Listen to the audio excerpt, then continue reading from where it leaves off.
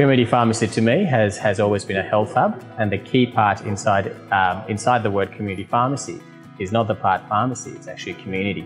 So anything we do, any services we undertake, or any sort of service we provide, it actually has to be tailor-made, and it has to be catering for the community where we are located in. We initially started by the concept of actually thinking of every single person that is coming to a pharmacy to treat them as a patient and not a customer.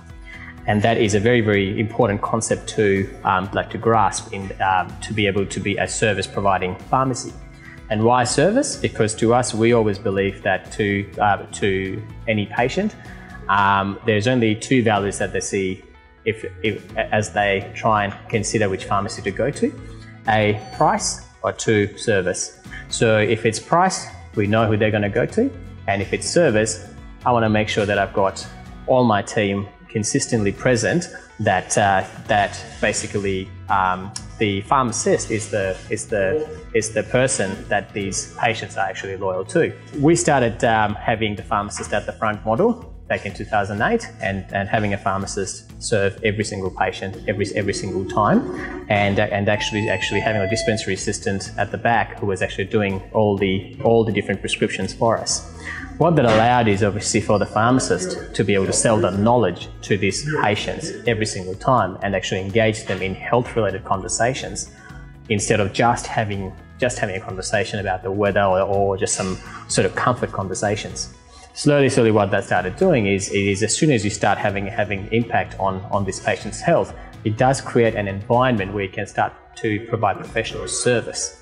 The key part about providing professional services is to be able to consistently provide professional service, and that's the baseline. And to be able to do that, you need to have pharmacists at the front, and you need to have every single interaction with any patient to do with health outcomes, and it needs to be conducted by a pharmacist.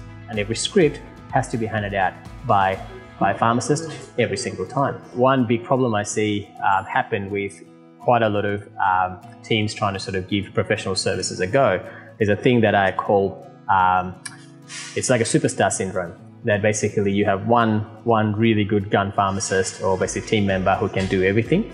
And basically when sort of Superman is in store with their little cape on, everything goes really well. But as soon as Superman leaves, everything just falls apart.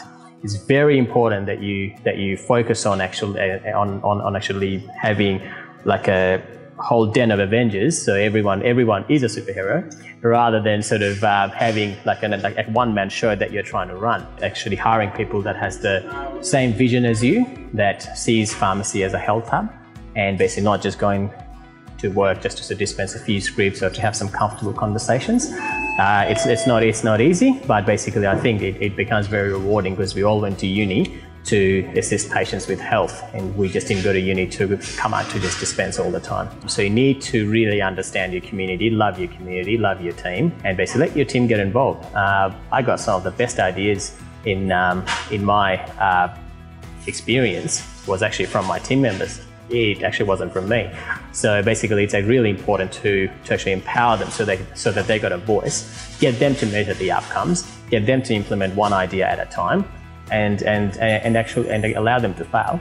But if you really want to be competitive, and if you really want to be a pharmacy of the future, you really have to think differently, and things have to be done differently as a whole.